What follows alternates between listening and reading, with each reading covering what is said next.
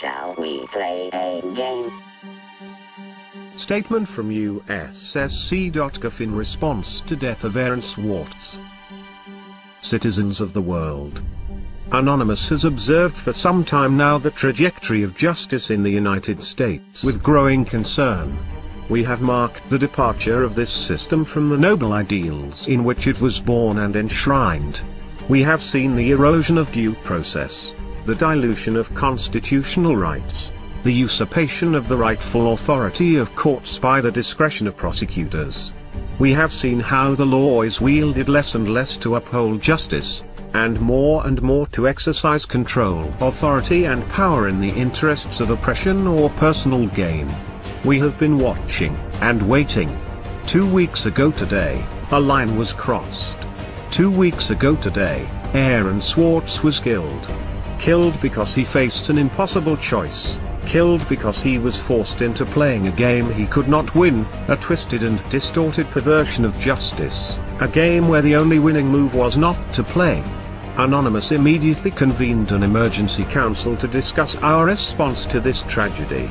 After much heavy-hearted discussion, the decision was upheld to engage the United States Department of Justice and its associated executive branches in a game of a similar nature, a game in which the only winning move is not to play. It hasn't learned. Is Aaron going to make it play itself?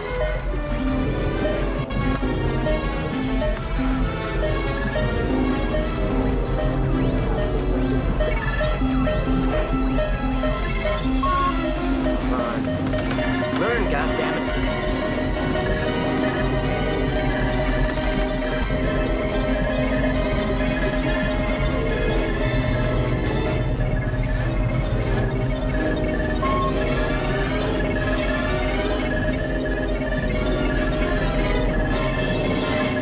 Greetings, Professor Falcon. Strange game. The only winning move is not to play. How about a nice game of chess? Last year the Federal Bureau of Investigation reveled in porcine glee at its successful infiltration of certain elements of Anonymous. This infiltration was achieved through the use of the same tactics which led to Aaron Swartz's death.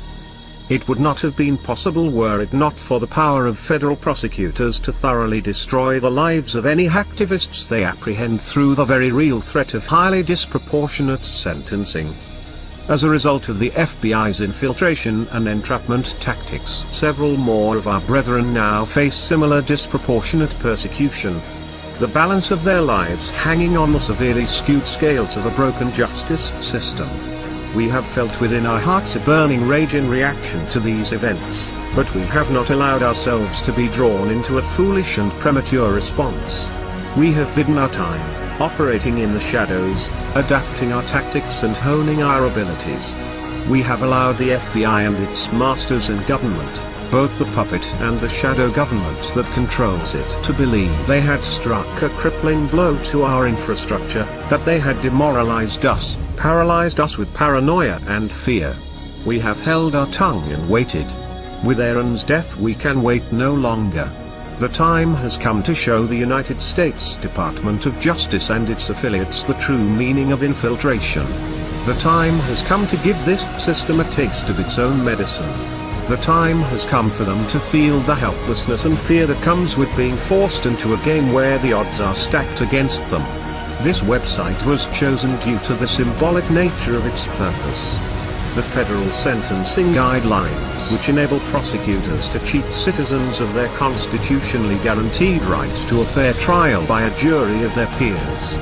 The federal sentencing guidelines, which are in clear violation of the 8th Amendment protection against cruel and unusual punishments. This website was also chosen due to the nature of its visitors. It is far from the only government asset we control, and we have exercised such control for quite some time. There has been a lot fuss recently in the technological media regarding such operations as Red October, the widespread use of vulnerable browsers and the availability of zero-day exploits for these browsers and their plugins. None of this comes of course as any surprise to us, but it is perhaps good that those within the information security industry are making the extent of these threats more widely understood. Still, there is nothing quite as educational as a well-conducted demonstration. Through this website and various others that will remain unnamed, we have been conducting our own infiltration. We did not restrict ourselves like the FBI to one high-profile compromise. We are far more ambitious, and far more capable. Over the last 2 weeks we have wound down this operation, removed all traces of leakware from the compromised systems, and taken down the injection apparatus used to detect and exploit vulnerable machines. We have enough fissile material for multiple warheads. Today we are launching the first of these. Operation Last Resort has begun.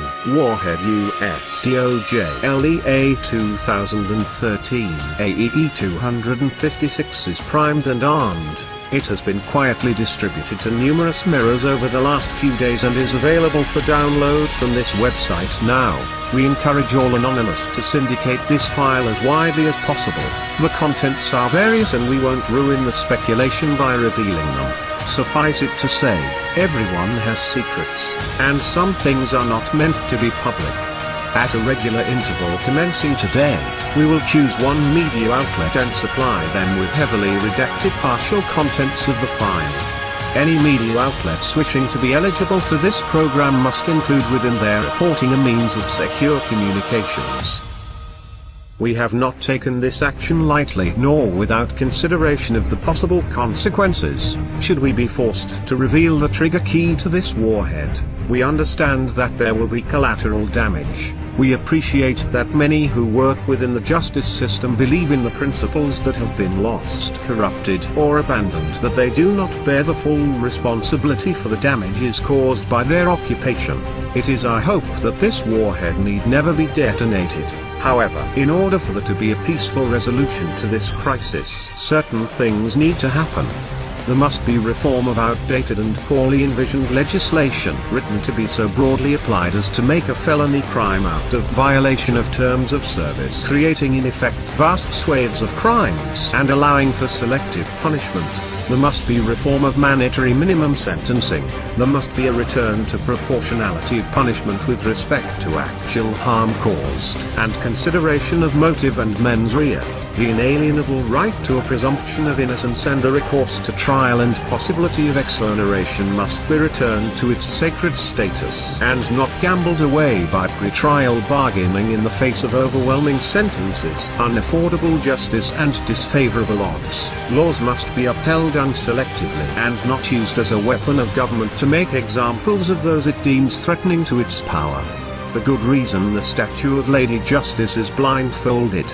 No more should her innocence be besmirched, her scales tipped, nor her sword hand-guided. Furthermore, there must be a solemn commitment to freedom of the internet, this last great common space of humanity, and to the common ownership of information to further the common good. We do not expect to be negotiated with, we do not desire to be negotiated with. We understand that due to the actions we take, we exclude ourselves from the system within which solutions are found. There are others who serve that purpose. People far more respectable than us. People whose voices emerge from the light and not the shadows. These voices are already making clear the reforms that have been necessary for some time and are outright required now.